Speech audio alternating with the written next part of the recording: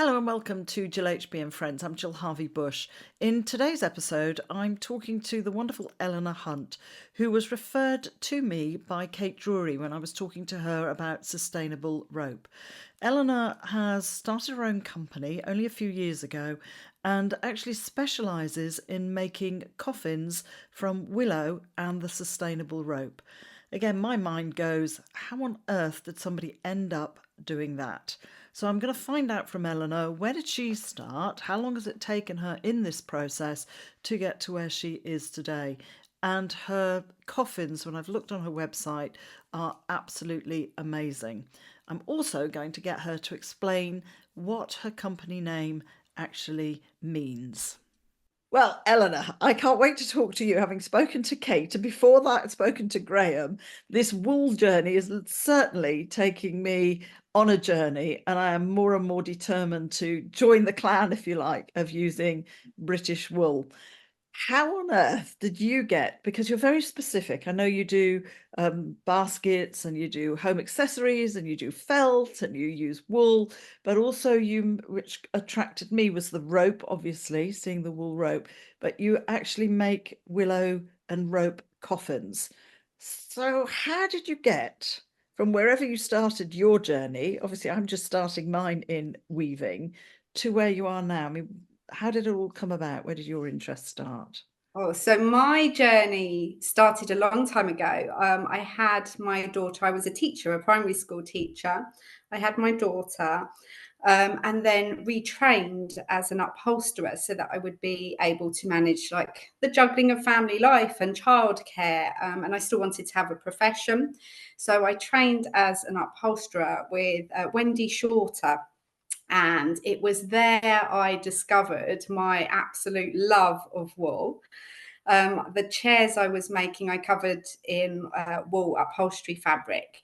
And I wanted to add some detailing to them. So that's when I came across needle felting. And so the journey starts, as Yeah. I'm finding. And that's when I tumbled down the wool rabbit hole. So needle felting morphed into wet felting.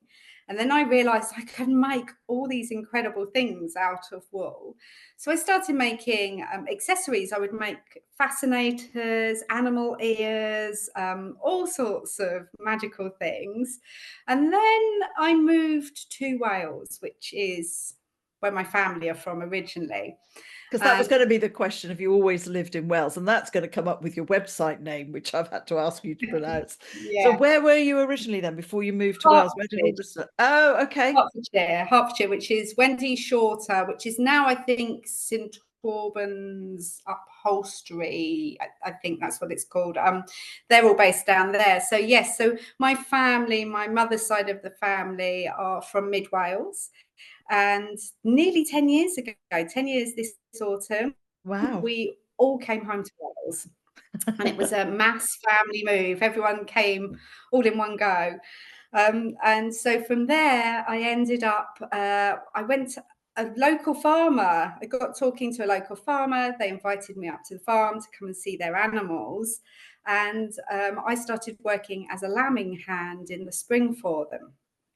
So Right.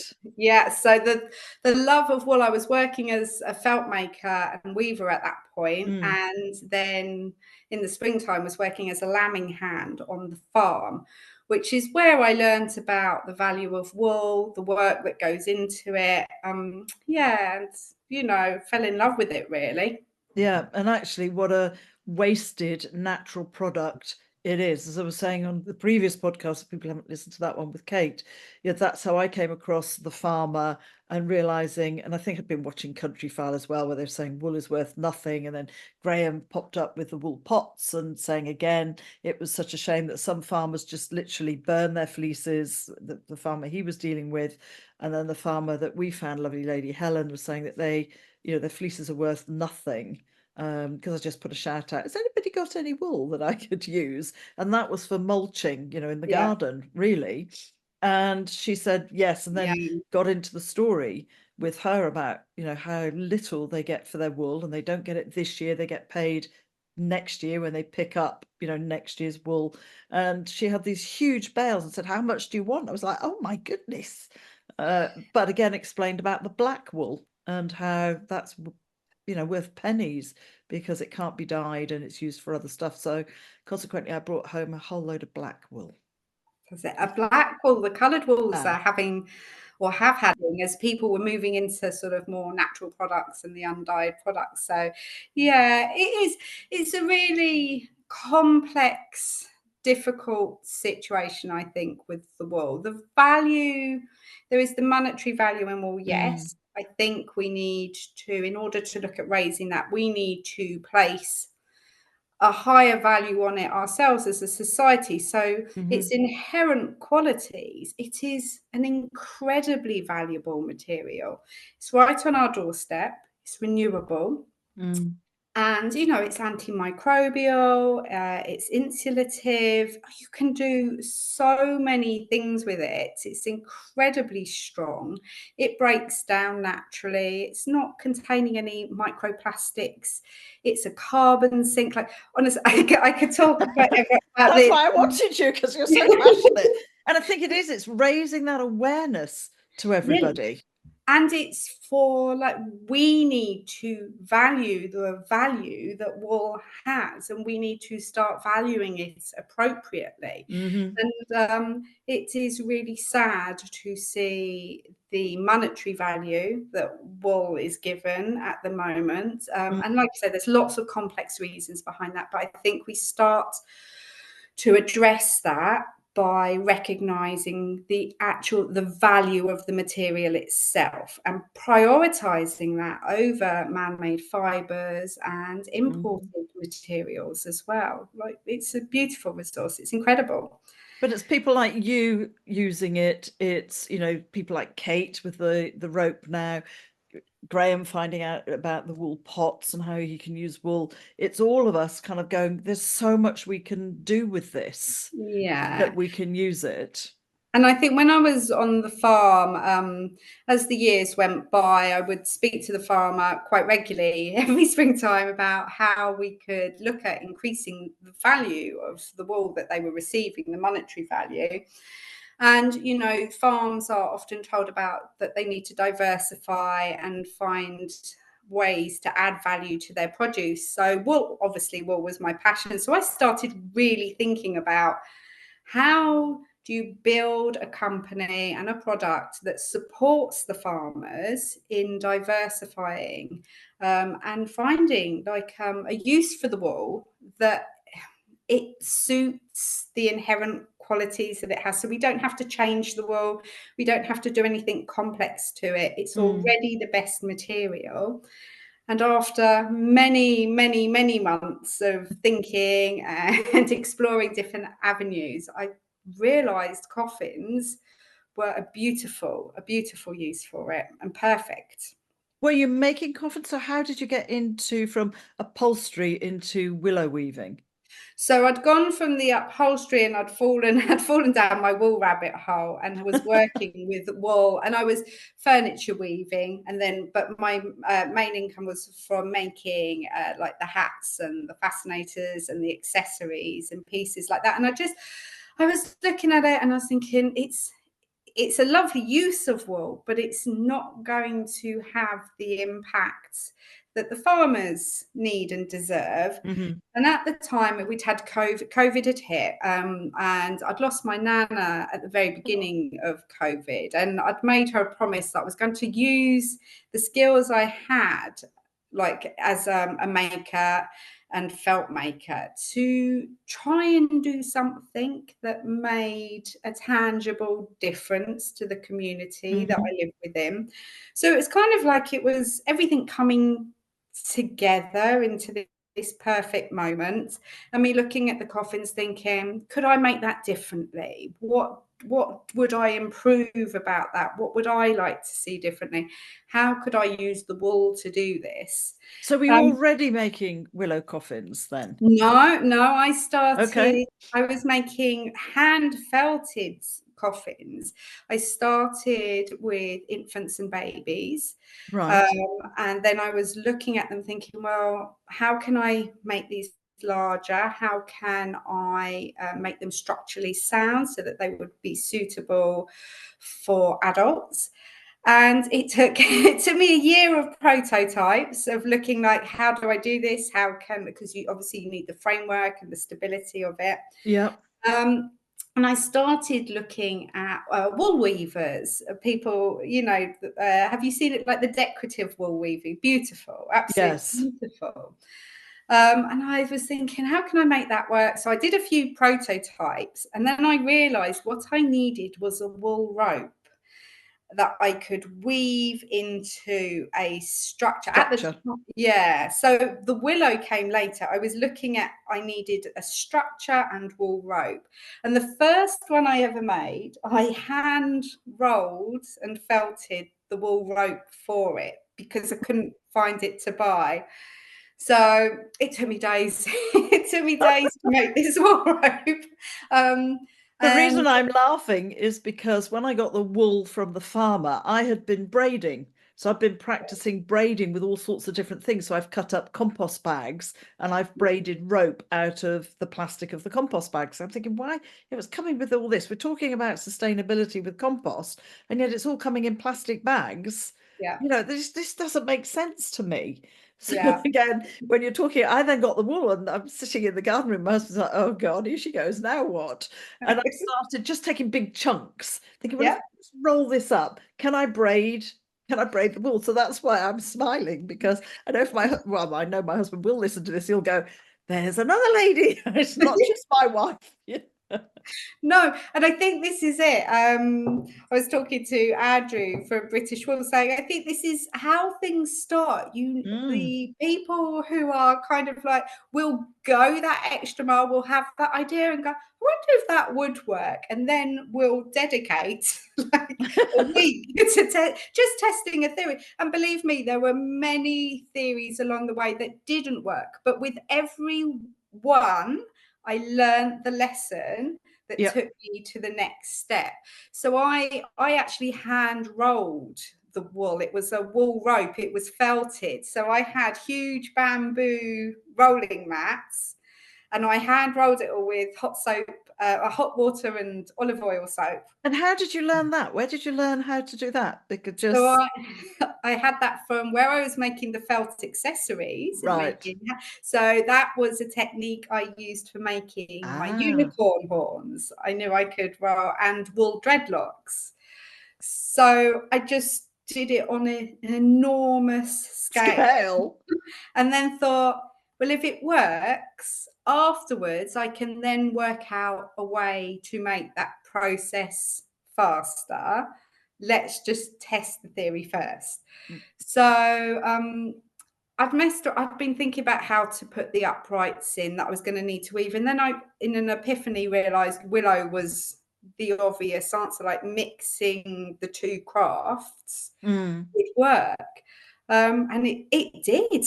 I So was you like, had been willow weaving baskets and before? no, No? no. I taught I am in complete awe, because you started this company in 20, as you say, COVID 2021. So only a yeah, few years ago, and you're yeah. this amazing willow weaver. And I am in awe, Thank because I you. keep thinking, oh God, how many years? This is going to take me forever to pick up experience. And then some people on Instagram, lovely Lydia, was saying, say, oh, look at my first basket. That's much better than mine. And I was just like, but I looked at you and thought, oh, you must have been doing this years. So, No, I have. oh, I'm inspired.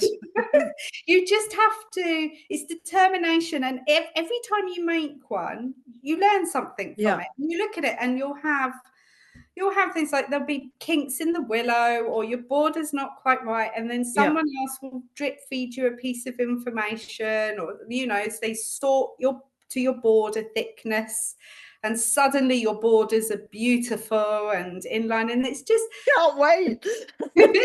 but bit by bit, it's like step by step, you Yeah. improve and you grow. And it's like that thing, is it 10,000 hours to become a master of a craft? So Wow. you just keep moving. And So did you do a course? no, I just, because I wove furniture, I Okay. think in my head, like I'm good, I can see the patterns. So Right. I can look at something and understand how it's been constructed. So I just started looking and looking at books and thought, okay, I do this and it works. And I was like, oh, okay. So just kept practicing and practicing. And yeah. But that's now I'm going to say, so you obviously started, well, I'm not saying obviously, I'm making an assumption here. So you started small. Otherwise, I know in my experience, I'm practicing baskets. So I'm going to have baskets, which I've already got, although some people have said, no, I'd buy that one, Jill. I was like, oh, thank you very much. But how many have you got that were prototypes? I'm just going to say, I've now got an image, a funny image in my head of various prototypes of of The coffins all around your land. some of them became raised flower beds. They made raised flower Yeah. beds. Um, some of them I took to pieces and just recycled the parts Yeah. from. It probably the first ones I made were infant size, so they were about 60 centimeters, 75 centimeters long. And it's a willow base as well. It's not a hard wooden base, I or make them both ways. So you can right. do it with a woven willow base Or or a solid wood base. with the holes in, like you can, yeah. Yeah, for around the edge. And that's a requirement with the cremation process. You have Oh. to have a flat base to your coffins. Oh. So yeah, so there's lots of hurdles you have to Gosh. overcome. Yeah, you have to you learn How how did to. you find that? These are all the questions like exactly what people say. How do you find that out? Is that by talking obviously to funeral directors and Yeah, the process? you talk to funeral directors, phone the crematorium. The crematorium here in Aberystwyth is amazing, have been really helpful. There are associations within the funeral industry, so they help you and give you advice and tell you what you need to know. Independent coffin weavers are not just the independent coffin weavers, there are other independent Yeah. coffin makers. They're amazing. They are so supportive and generous with the knowledge and skills that are shared between the group. Very welcoming. So they've been brilliant. So yeah, it's just So community. self-taught, really. Self-taught with some tweaking. And so like Y Willow is a local willow weaver to me, Nick Right. Buxton. And she's been amazing. So she's helped me. So she was saying about sorting to the border and making sure that I pick all my willow whips of the similar sizes, and taught me how to soften my rods. So little bits like that made a huge difference to the overall finish. So I've been just incredibly lucky. But I think the willow No, weaving. I correct everybody. I'm a mindset coach. I don't know if you know, but I'm a mindset coach. And when people say, I've just been incredibly lucky, no, actually. And that's why I'll pick everybody up who says, I'm just lucky. No, you've gone out, you've asked the questions, you've gone and done the work, and that's what comes back to you. So no, you're not incredibly lucky. You've worked really hard and it's paying back. I mean, they're beautiful. So sorry, I Thank you. interrupted, but I can't help No, it. no, that's okay. You're absolutely fine. And then, so I did do a lot of decorative ones in the beginning.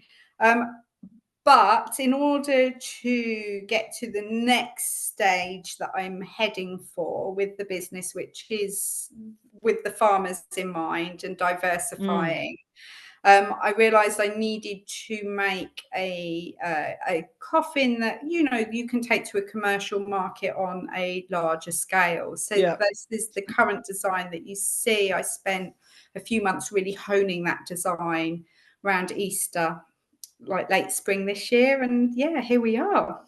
And then obviously the ropes come along. You found that, and that is I the connection with the wool company, the British wool. Yeah, I feel a so story here. with the wool rope, when I first realized, oh, you need a wool rope, I looked for it and couldn't find what was, in my mind, what was going to be suitable for what I needed it for, which is how I ended up hand rolling all the Rolling it. rope. Um, And then in the spring, it would have been about 9 months later, 6 months later, 9 months later, Kate and I discovered each other. So Kate had been building her business, Sustainable Rope, at the same sort of time. Mm-hmm. And we came together at the point where I'd worked out what I was doing, how I was doing it. And then I discovered Sustainable Rope, and I was like, this is the product I'd been looking for and had now found it. But in the meantime, I had developed my method of, I'd taken, instead of hand rolling all the rope, I had by that stage taught myself how to spin wool into a super, because I needed to be able to make the felted wool yarn a lot quicker than the hand rolling. So I taught myself to spin very thick, chunky wool yarn. On a spinning jenny, so like I would see a spinning wheel in my head. Yeah, You use one of on a those. spinning wheel. Yeah, it's a country. What do I have? A country. I can't think. It's a country. Can't think of the name. I'll come But it's back a to normal that. sort of spinning that when people think of a spinning wheel, you see the Yeah, a wheel and the foot. Yeah. treadle. Yeah, I got the traditional treadle one as Well, you're in the well. right place, aren't you, Wales? Yeah, yeah. Because at the time, I tell you what, at the time it was when all the energy bills were rising and rising, and I was Yeah. thinking, you need to protect your business. So Mm-hmm. learn to spin the traditional way. So yeah, so I taught myself to spin on the spinning wheel, this super chunky yarn. And then so from that I worked out like I could spin this chunky yarn, I could felt it. It took the processing time right down. So there's two types of coffin I make. There is the hand spun felted one, which is very what's the word?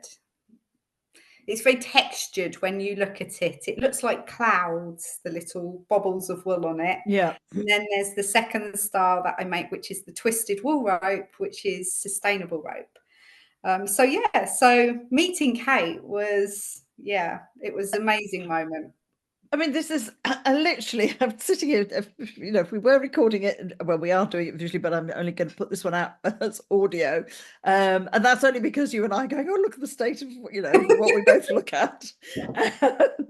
And I mean, my jaw is dropping that you've been able to do all this, teach yourself, because I know the process sometimes is a long apprenticeship. I did watch a program about people making coffins and the long apprenticeship they have and sitting on the floor and doing it and finding the right willow. And I'm already getting into okay, now I need to know where to buy my willow, what thicknesses to buy. I mean, how long do you have to soak? I mean, you must have huge, tall willows. I'm indicating going up really high when you're doing such a big piece and adding in. I mean, how long are the actual weavers? And for anybody who doesn't know, here, look at me showing my experience. The weavers are obviously the ones that weave in and out of the rods and the stakes. So how long are those? You must be adding in all the time. Now my weavers are 6 foot and my Okay. uprights are 7. And that's just to get the thicker rods at the base of the Yeah. thickness. And then now I combine, so I use a buff willow for my uprights, and then I use a buff willow is a willow that has been boiled and then stripped of its bark. Yes. Then I It doesn't use need so much soaking then, does it, when you come to use it? A few hours, or if I'm right. Yeah, that's it. And then I mellow it. I leave it in for the afternoon, mellow it in a blanket overnight, and then Yeah. that's ready for the next day. The only thing with a buff willow or a stripped willow is that it dries out very quickly because it hasn't got the bark. I found that out. Snap. Yeah, yes. Yeah. So then my weavers are a barked willow. So they take longer to soak, but they stay flexible for longer. But when you combine a stripped willow and a barked willow, you get less movement, so they lock together nicely. So again, this is another piece of information that I picked up along the way. I used to make them with, which is perfectly fine, you can make them with the barked uprights and the barked weavers, but yeah, if it's for me, I go a stripped willow upright and then a barked willow in my weavers, and then I re-soak. Once I've got to I used to spray as I went to try and Yes. keep them Damp. Yeah, it was a losing battle. So I built myself a special soaking tank. So when the coffin is finished, I turn the whole thing upside down and just re-soak the the top uprights that I'm going to be bending into the Borders. border. Yeah. And Do it's you lay it on its side? So this is me asking as somebody, because when people say they turn it upside down, I think, well, if you've got the bit sticking up that you're then going to bend to make the border, how do you get that in the water without snap it? Or do you put it on its side and then it still must be you must have a huge bath. So my normal soaking tanks, I have two cattle Troughs. water tanks. Yeah. So that would be my normal soaking tanks for my willow. When I'm soaking a coffin, I've built myself a special tank. You can have them made for you, but I was like, I've got too many tanks to warrant it at the moment. And I like my tank because I can adjust the size of it and I can move it. Right. So I built myself a frame that's very narrow, and then I use pond liners, and so it's narrow and quite deep. And then I literally turn the whole coffin upside down. If you look So at it's resting on the rods. yeah, it doesn't snap. It doesn't. Okay. Snap. You're gentle. You can ease it in. I wouldn't push it all the way, mainly because you'd rip your pond liner if you did. Yeah. It's better to put some cardboard, or I've got an old duvet that I put underneath. Or even carpet, old wool carpet. Yeah, I've got an old wool military blanket that I put in the water just to protect the lining a bit as well. But no, it doesn't snap. You just ease it, and then as it's in there, so 10 minutes, you can lower it a bit more. So the reason I'm laughing is because I had ordered some willow, to do one of these online make your basket things, and it didn't come out quite right. It looks fine, but it didn't look anything like hers. So I thought there might be a bit left that I could do, and I thought, but I need to soak it. They did send me one of those plastic bags, but that was a real faff, to put it mildly, putting the willow in, trying to pour the water in and seal it. And I had it we've got a big shower, I was resting it in there. I thought, oh, I like to upcycle everything, the sustainability side. And when we refurbished the house, the trades got very used to saying, Jill, do you want to keep this piece of wood? Jill, do you want the pallets? Yes, please. Yes, please. And we had a new roof, so we had tarpaulin. So I was looking around, and I think it is on my Instagram page. I thought I could make myself my own willow bath. So I did. I put, very basic strips of bent wool and a bit of wood here, and the tarpaulin, well, it was black, but like you're saying, like a pond liner. And the roofers had said, do you want this big piece? We don't need it. I thought, I don't know what I'd use it for, but yeah, I'll hold on to it just in case. And I thought, I've got that in the shed. And then I made a little lid as well, with just very basic wood, but it works perfectly. I don't know how long it'll last, but it works fine. It will probably last a very long time. Like, I've still got pond liner from a few years ago that I use in mine, and it's got some splits in it and degraded a bit, but it still holds. It still does its job. So no, I do. I think this is one of the things I love about basketry work. It does not require expensive, fancy machinery or tools to be able to. You just need to be able to soak your willow, pair of secateurs. Yeah, sharp ones. Screwdriver, flathead screwdriver, if you haven't got a bodkin or something like that, you're away. And something to wrap it down with. Yeah, definitely. But I'm just, as I say, you can see I'm completely flabbergasted that you're completely self-taught. You've done it within a couple of years, and they're beautiful. I just encourage anybody who's listening to this podcast, please go and have a look. And we will, as I said, put your websites in. They are amazing. And so nice that they're sustainable, as you say, and if, for burials, etc., rather than using hard solid wood. The handles, are they rope? Are they willow? Do you do both? They're wool rope. All the handles are wool rope. They have a wool lining in them, which again comes from Kate's sustainable rope. The lids are upholstered with British wool fabric again. And again, my standard model, that's from sustainable rope. But if you had a blanket that you had knitted or crocheted yourself, there is absolutely something specific. that could be used to line it. Or if you had a favourite You know, there are lots of British wool brands out there who make quite iconic blankets. You've got Melon Gwent in Wales. If you had something special that was meaningful to you, you could very much have the coffins lined with it or upholstered on the lids with that fabric too. And then the closures, the little loops on the closures are British wool braid as well. So there's as much British wool in them as as I you can can possibly possibly. get. Yeah. Yeah. I mean, there is going to be the $6 million question for me is I would be making the basket and then I would be worried with the coffin, testing it out for weight. That Yep. I'd have this horrible knowing my luck. Yes, they put the person in it. And is it going to sustain that person? I mean, did those thoughts ever sort of, oh God, the first one, It did was it get tested out? Who did you make lie in it? Well, everybody lifted. they are tested, and yeah, at the beginning, again, this is a mindset that you'll understand this, that you have to get past. So in those first stages, once I realized I could make them and they worked, I've had to work hard on my mindset with it as well to say, like, you can do this, they are correct, Correct. and tested them.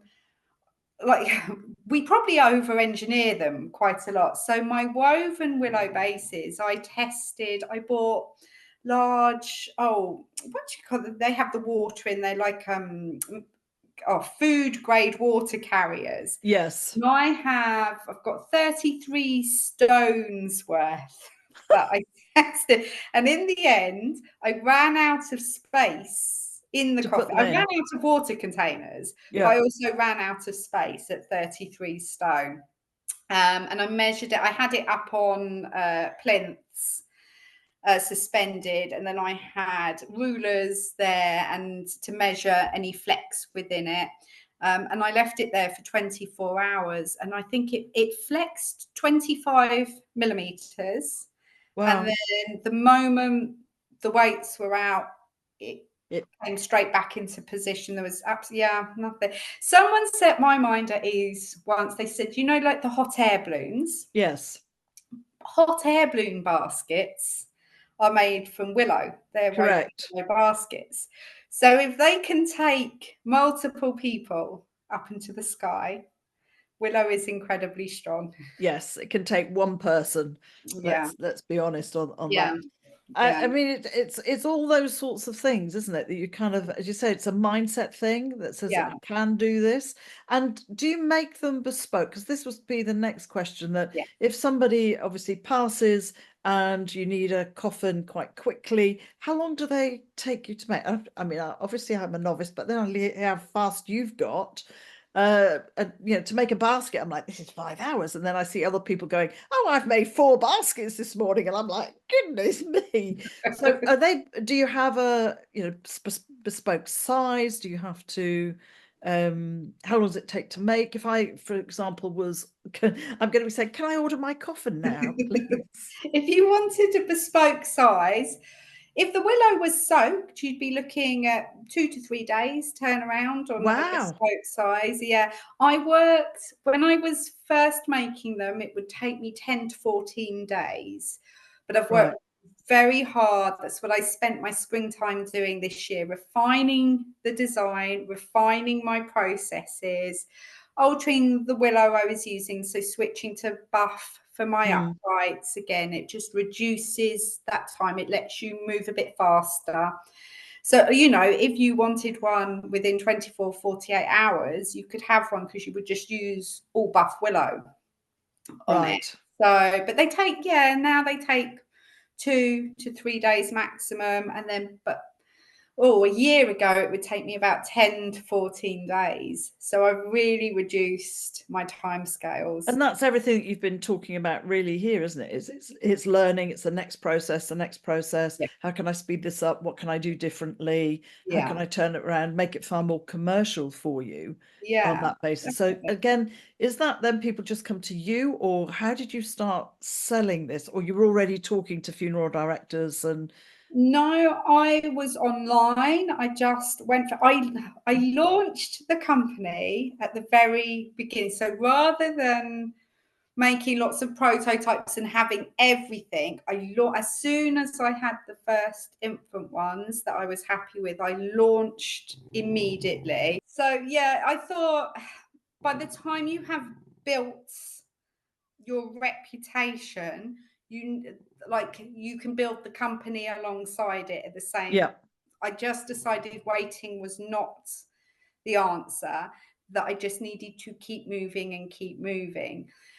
So yeah, so I did a lot of it online. I went out and spoke to local burial grounds, like the natural burial grounds. I Mm. like met other independent coffin makers, speak to funeral directors, and gradually over time, people refer you, they get to know you. We just did the Mm. Royal Welsh Show. Oh, lovely. Yeah. So that was my first time out in public with the coffin, like the new coffin design. And that was lovely because that was out I mean, amongst the it's a whole. massive show, isn't it? It's Yeah. like the show. Yes. Oh, yeah. In Wales, Yeah. it's such a great show. If you ever get a chance to go, I can highly recommend. The Royal Welsh is just something else. It's wonderful. But I was really excited because it was my first chance to stand amongst the farming community and say, look, this is what I've been doing, this is what I've been working on, and this is my plans for it. So yeah, so just it's time, patience, showing up, turning up to events, networking, and yeah, over time, I guess you build your reputation, don't you? And people Absolutely. start And to people know, remember. like I've discovered you via Kate. Yeah. And I was just like, wow. And you're also doing, do you still do all the other stuff as well? The accessories and No, baskets, or are you really now specializing more in the coffins? I make the baskets alongside it because I just kept getting asked to make baskets, and I thought, oh, this is silly if you don't, because you've already got the stuff, you've worked out how to do it. So I make the baskets alongside it. I furniture weave now with when I'm doing stools and bits like that. I use the wool braid for that. The accessory size, I don't make the accessories anymore, but I use the felting skills that I had from that to do very specialist bespoke pieces. So, it's especially with some of the infant stuff, I will make Yeah. decorative pieces that go with it. I will do it for adult size coffins as well. I do get requests for it, but that is obviously a lot more labor intensive. Yeah. And it's like I say to clients sometimes, nothing is ever lost. A skill is never lost. And it's all about, like you're saying, I learn one thing and that takes me to another, which takes me to another, which takes me another. So I might not be doing the first thing that I started doing, but somewhere along the line that comes back in, or it's useful. And somebody says, can you do this? And you go, oh, actually, yes, I can Yeah. do that because of a skill that I have down here. Well, like the coffins now as they exist. So I use my upholstery skills for the linings and Yeah. the lids and the closures. What else do I use? I use my weaving skills, which came from my furniture weaving and Mm. understanding the pattern formation and the structure and structural stability, into the Yeah. coffins. And then the felt making skills went into learning how to make the wool rope in the first early stages. And then, yeah, the needle felting skills and the wet felting skills go into the decorative side as well. So you are right. All these little bits you pick up Mm-hmm. come together. Yeah. I mean, I started as well. I mean, brought up with being taught how to sew anyway. So that's a skill Yeah. that I have. And then I got very much interested. I did a hand caning course. So hand caning chairs, which I absolutely love hand caning. Yeah. I just love it. And that was with a lady called Rachel South up when we were living in Surrey. So we used to live close to London. And then, of course, I thought, oh, I'd like to do some willow weaving. So I did the first course with a solid base, but that was just before COVID. We then moved in COVID. So the lady I was working with there, obviously those courses went out the window. And Yeah. then time went by and I thought, no, I really want to get back and learn a little bit more of this. In the meantime, I'd also done an upholstery course with a lovely lady called Sarah Louise Dix. So there you go. Amazing. So that's why I'm listening to you, and I'm sure when Clive, my husband's listening, he go, "Oh, hang on, there's a bit of a pattern here."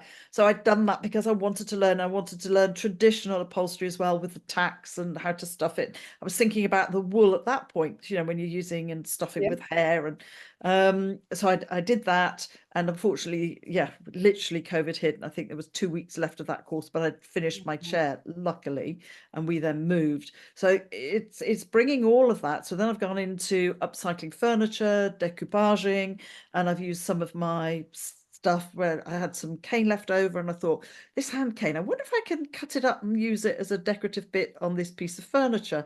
And it just goes on, doesn't it? So Yeah. already in my head, I'd been seeing the rope. I've still got some cane left from my hand caning. So I'm thinking, I wonder if I can weave the hand caning around the willow along with. So it's going to be the experimental, as you're saying, the innovation. And Yeah. my husband is so going to love this, knowing that you're doing exactly the same, going, Yeah. well, maybe if I could do that, it might not work. And the wool, because of the lanolin, and I'm a gardener as well, that's really another, it all comes together, doesn't it? And I Yeah. thought, actually, the lanolin in the wool is great. It keeps the slugs and snails off. Hence, that took me to seeing if I could roughly braid it. Then could I stitch it together? So I've then wound the rope so I could stitch it together.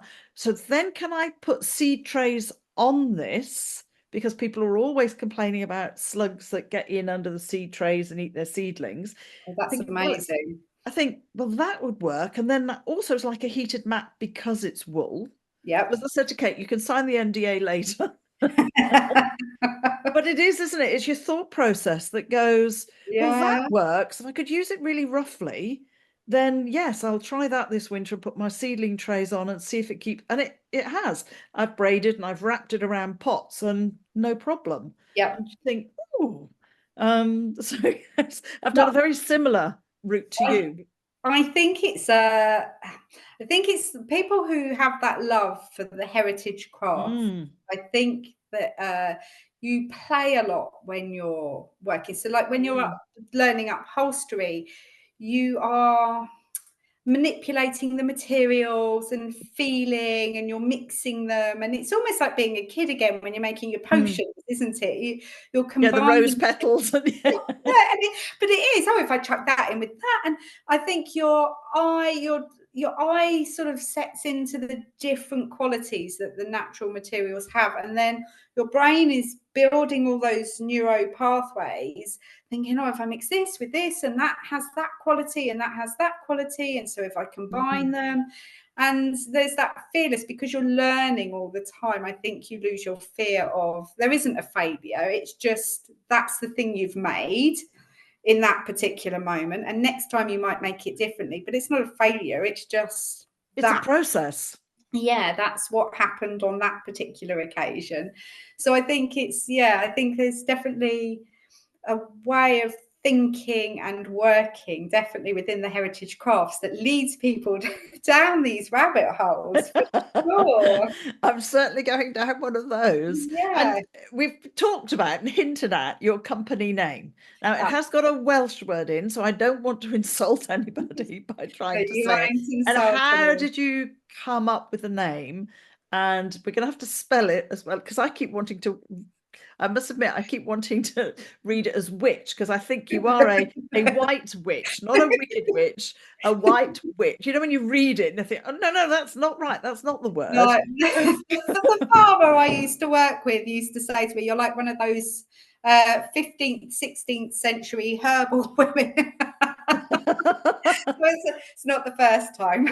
But when you first glance at the word, we're going to explain in a moment. Yeah. That's what I saw, and I thought, yes, she's amazing. She is. She's a white witch. Look at what she's producing, and look at this, and look at this. And then, of course, the words. I'm going to spell it, and you're going to have to say it. Is CWTCH, Yeah, it's a which is a Welsh word, which is yeah, cutch. kutch, yeah, a kutch. Cutch. Okay, so So company name is, and tell us how you came about it. So the company name is the Woolen Kutch Company.com. Is that yeah, right? yeah, the Woolen Kutch Company. So I wanted something that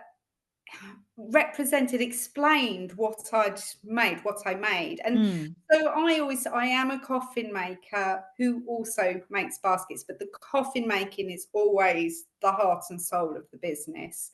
Um, so I wanted the coffins. I've always wanted the coffins to have that feeling of a safe, warm, loving space Mm. that you wrap your loved one up in. I just wanted to step away from the idea, like of a wooden box. Yep. There's nothing, Yep. plenty. It's all about choice and options. So some Absolutely. people will prefer that. For me, I just thought I just wanted something softer, Hmm. warmer, and yeah, that feeling of a warm, loving hug. Yeah. So a kutch it doesn't have a direct English translation, but it means that very special type of cuddle or hug that you give a loved one, where you hold them really tight and they can feel the love Yeah. from that hug.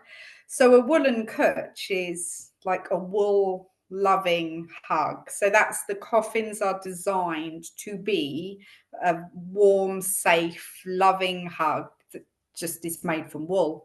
So Yeah. that's how the name came about. So it's the Wool and Kutch Company. Then I realised afterwards that that's fine in Wales. It's understood as a Welsh word, but if we're looking further afield, a kutch isn't necessarily understood at this time. Hopefully, one day everyone will understand what a kutch is. So you can also find me just by googling woolcoffins.com, and that also takes you directly to my website too. And you're also on social media, aren't you? I am on social media, And yes. is it under the same It's name, same under the handle? same name, and you can find. I'm terrible. I've always used my personal profiles.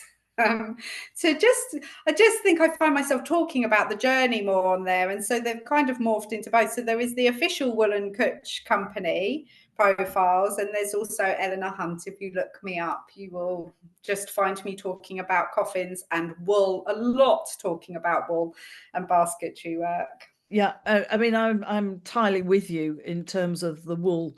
I've got quite passionate, like you say, I'm looking at Yeah. how can I do it? What can I do with it? I like the willow as well. You're ahead of me with the rope because I was also, I'm now thinking maybe I can make garden obelisks and that would look great Yeah. with the woolen rope Yeah. going up through it and so many things. And that's Kate. So again, my poor brain, I'm an ideas person. And sometimes I think I wish I wasn't because No, it's, oh, you'll I be could do this, I amazed. could do this, I could do that.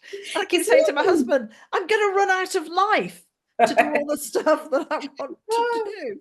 But what an amazing way to live a life, to be so excited by all the things that you could do and build and just, Yeah, yeah. absolutely. So what's next for you? Are you just, as you say, keep developing styles, or who knows, as you say, look where you started, look where you are now, and where No, will you go in the future?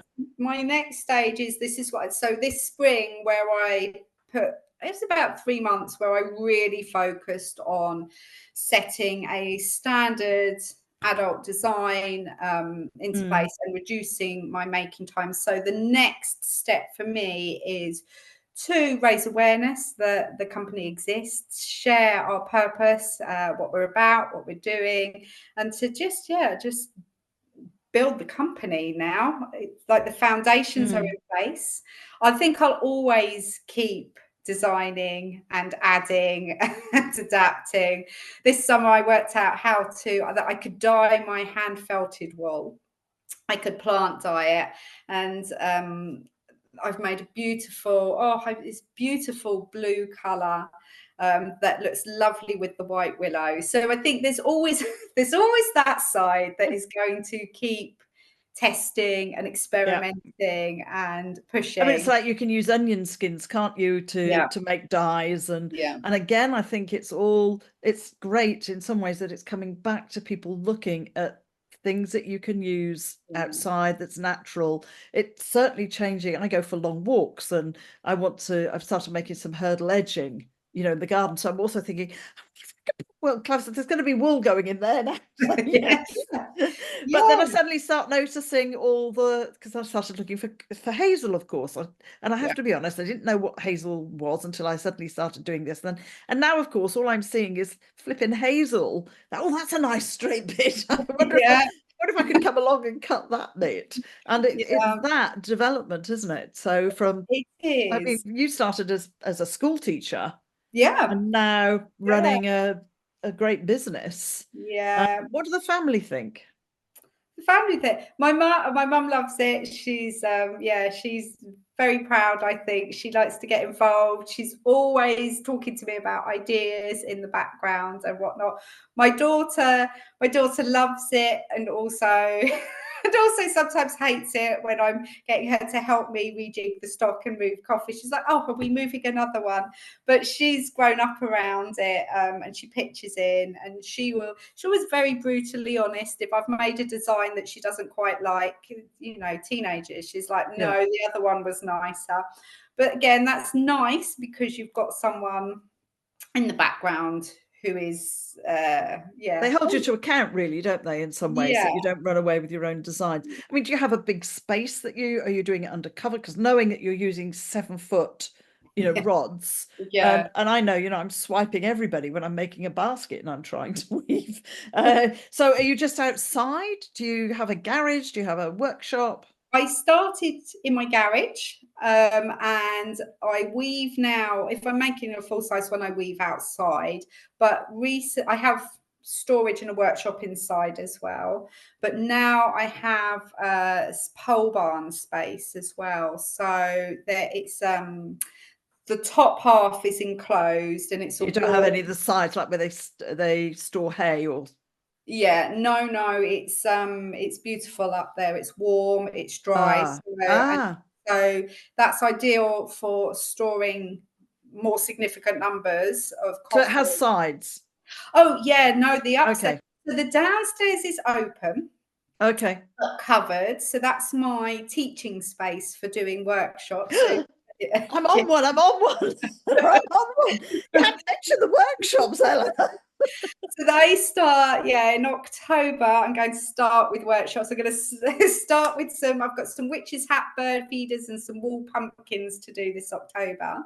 And then I'm going to, like all things, so start there, and then I'm going to gradually build up with my workshops. But it's a beautiful space. It's an oak frame building. So, Oh, it's fantastic. gorgeous with, it's got Welsh slate, flagstone, flooring underneath it, absolutely beautiful. So I've got that space now for teaching, and then the upstairs is enclosed. It's got a heater, like a wood burning heater up Mm. there. It's carpeted throughout. It's absolutely beautiful. So that will be for storing more significant numbers of stock, which will enable me to help the company grow, but also means I can also run workshops upstairs as well. So yeah, so that's Because expanding. if you're weaving outside and it's raining, Yeah, no, particularly the rope, I mean that's not good, is it? it dries out. It depends what sort of rain you're talking about. We're Wales, so we have Yes, I was just saying. every type of rain. 20 million, from what I call the mizzle to the Yeah. drizzle that's not too wet. Then we had the drizzle yesterday that's very wet drizzle, as my husband said, and then you move through. So that's why I was just thinking, if you were outside and not undercover and you're using rope. And again, another question is, when you're weaving rope, do you weave in exactly the same way? You just have the ends, the butt ends, or well, actually not going butt to a tip, are you? So you just literally feed it in, or do you have to attach it in any way? No, I feed it in at the beginning, and then the tension holds it. So once you're in through the weavers, if you try and Pull pull it it, out, it won't. no, it locks itself. I mean, if you gave it a real wiggle and pull, you probably could, but once you've got 2 rows in, nothing is moving. It's all But locked you in. literally feed it in the same way as you would feed in a willow weaver. Yeah, and then I play a lot with different weaving patterns as well. So, and the number of uprights, and this is where I go off down rabbit holes. But it's also how you work out new design elements and how to change things up a bit. So And you were saying you used books as well. So do you refer when you were learning? You got specific books? yeah, so more for the basketry work I do now for understanding how to make the circular bases and how to get the uprights in. Funnily enough, I've always had the coffin, maybe it's because it's where I started, the coffins I've always found a lot easier and more straightforward. I've been able to see how they were constructed. As I've gone down into smaller pieces that are more complex, that's when I've lent more onto the books. And again, with the coffins, you must have very big. Do you just have kind of this one central point where you put the rods on, you spread them out along some very big rod, you know what I mean, to get the base going? Oh, So what? now So, me, I'm going, okay, how do you get the base so big? which, so if it's a With the woven, rods, yeah, if it's a woven base, you have, I call them spines. yeah, And so they're wooden battens, basically. Mine are redwoods because the fibers are long in them, and so they're nice and strong. So you cut them to length and shape. I put a curve on the ends of mine, and then you brace them with a piece of wood. So you can put a piece of wood across and screw in, you can clamp them down, and you just get the first few weavers into the middle, like you say, right. some at one end, and then it is nice and secure. And from there you can weave, and you just keep measuring to check that you're not over tensioning to reduce the size. And yeah, before you know it, you've woven your base.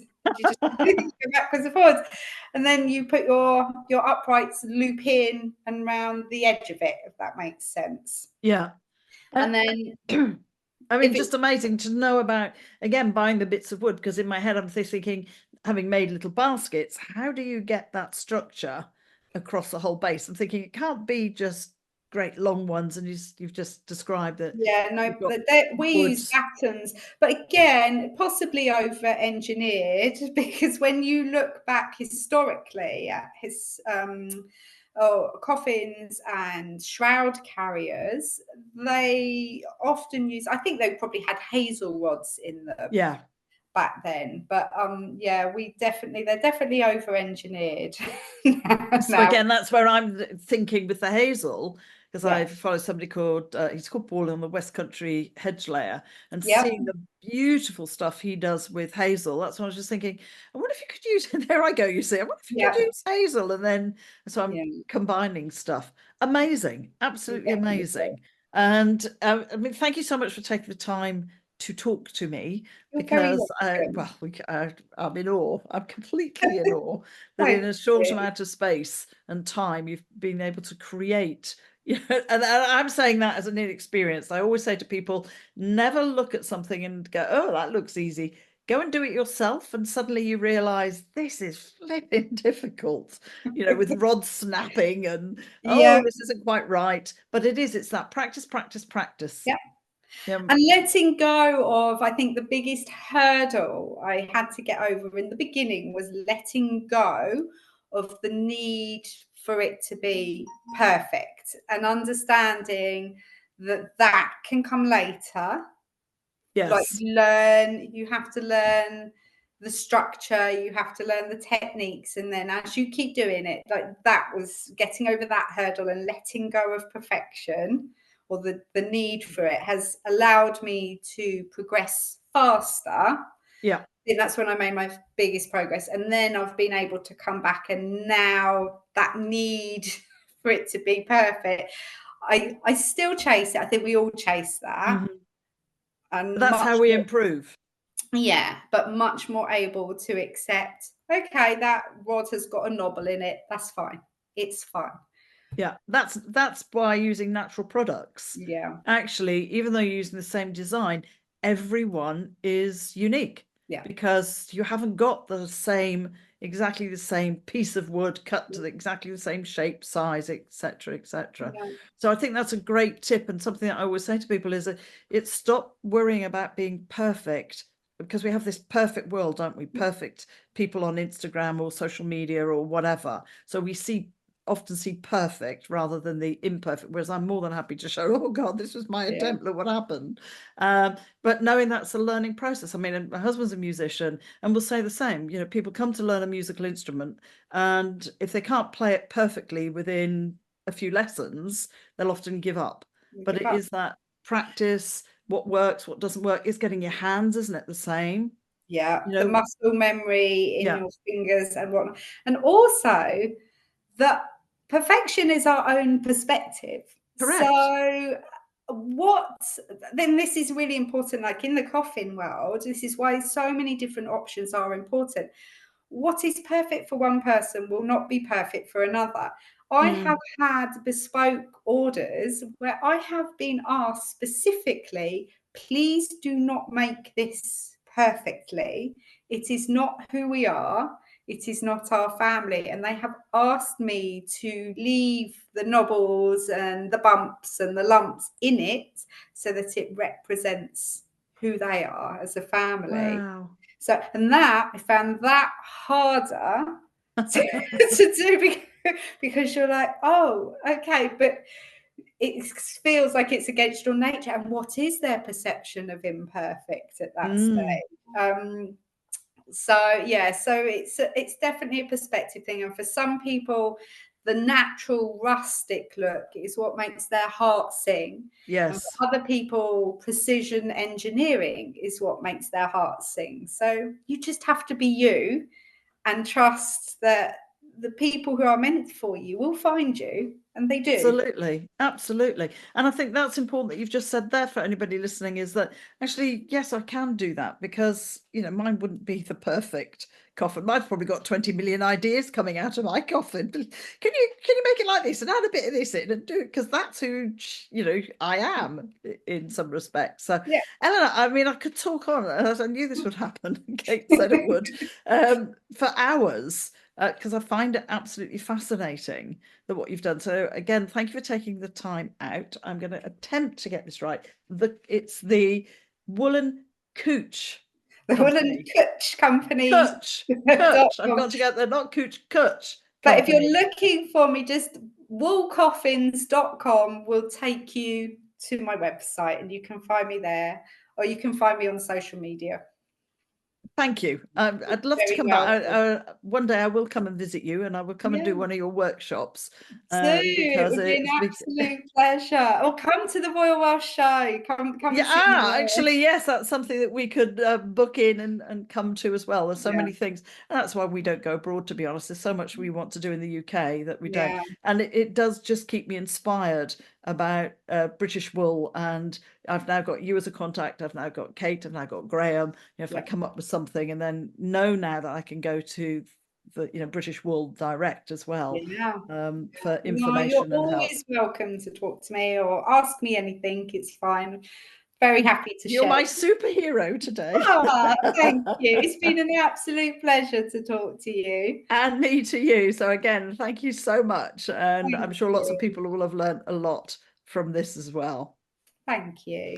Well, what can I say other than wow? I'm sure you got from my chat with Eleanor there that I literally am flabbergasted and in awe, having believed on her website and people talking about her, like Kate Drury from Sustainable Rope, that she had been doing this for years and years and years. And actually, the company only started in 2021. She started learning how to use willow and sustainable rope a little bit before that. But wow, to take it from there and to see the beautiful things that she's making and the coffin, and obviously the love and the care that goes into making those, is incredible. I've learnt a huge amount, and I'm sure listening you've also learnt more about anything as possible. If that doesn't inspire you to go out and follow your dreams and to take that leap, I don't know what does. It certainly inspires me to keep going and coming up with ideas. You don't have to, as she says, be perfect, because what is perfect? If you want to know more and actually see her products, then please go to her website. I'm going to attempt to get this right. It's the woolenkutchcompany.com, or you can also find her just by putting wool coffins eleanorhunt.com, and I'm sure you'll just be as blown away as I was. If you're on social media, then again you can find her under either of those or under her name, Eleanor Hunt. Thank you so much for listening to this podcast. I really do appreciate it. And if you would like to make sure you get every single one, then please subscribe. I'm always open to comments. As we all know, it helps that little algorithm. And, well, what can I say? I hope you've enjoyed it as much as I have. And here's to the next one.